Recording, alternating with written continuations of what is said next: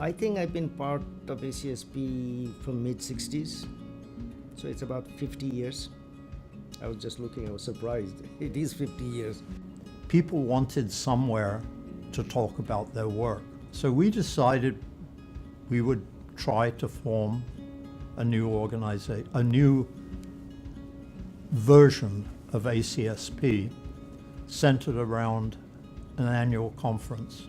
Largely, I think, or heavily through Jay's work and Ed's work, in the following year, I guess 1980, we had the first conference in the modern form. It was at the University of DC School of Hotel Management, and we had 100 people come, which was probably more than double ever ACSP had before. We thought we'd hit the jackpot. It was fantastic. We were a small group then, maybe 200 at the conference, to give you an idea. And it was in Chicago in 1982. And I walked into the big luncheon hall there, and I'm sort of looking around, you know, I don't know, because I'm a sort of new person to this whole field.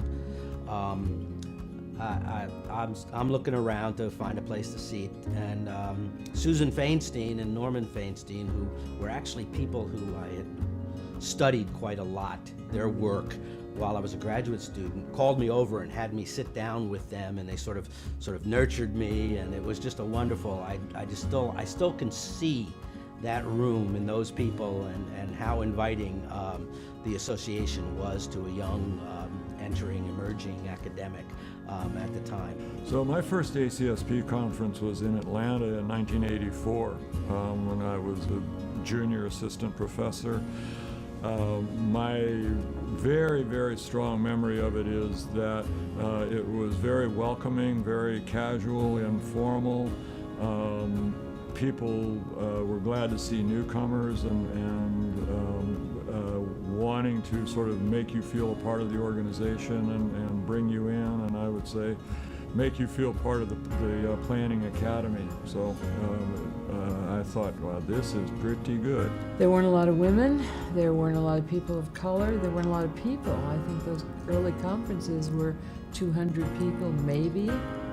I put on the 1990 conference in Austin, and we had about 400 people. A few years later, it was 600, and I think we're running just under 1,000 today, so the growth has been phenomenal. It was really a couple of colleagues from institutions around the country sort of took me under their wing. Sandy Rosenblum, Catherine Ross were two people who really just took me under their wing and introduced me to people, made sure I got around and saw people, invited me to events. We went out to dinner.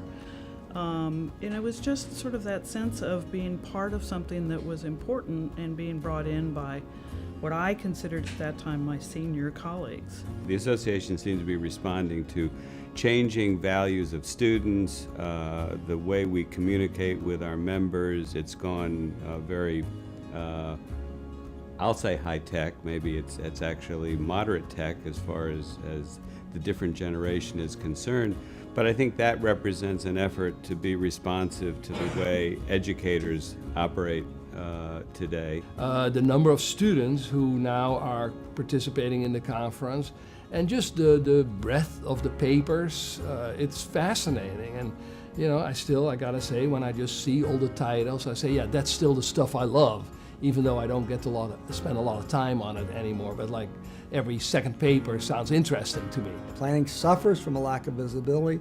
That makes it difficult for us to recruit students. It makes it difficult for us to have a presence when we talk about very important issues. And so I think that's the future of the organization. I would love for the national media to come to us and say, what do you think? Members, leadership of ACSP relative to planning issues. We do a fairly decent job, I suspect, locally and regionally, but not nationally, and I'd like a national voice. It's requiring us to rethink how we do things in addition to who we think we are. So You know, when the governing board voted to support this idea that we needed to think about rebranding, I mean, I think that was a sea change in how we think about the association, from this informal group of friends to this now association that should provide services and benefits to its members, but also stand for something out there in the world. Next time when an urban issue breaks out, be it water, be it infrastructure, that the press, the decision-making bodies at various different levels of government will come more often to ACSP, to the planners, because we really know the sources of the problems. We also are good at looking for options to resolve the problems. So ACSP needs to be much more proactive, to both in terms of individual scholars in ACSP, but also in terms of the large organization together to increase our presence. Planning is interdisciplinary. Let's try to get other discipline young people to come. They get exposed to us, we get exposed to them. I think panels become richer. So I think that's what I would do. I think we're tackling really difficult issues that the association has been dealing with throughout its history, but we're having to face these things head on because the world has become much more complex, much more vitriolic, much more difficult to deal with. And so how do we help our membership come together and talk about things that are hard, go and talk to other people about things that are hard, and then try to change things that are hard? The future of academic planning is tied up with the future of planning itself in society. Generally, I would say a field that has to continue to renew itself. And my hope is that ACSP will do the same.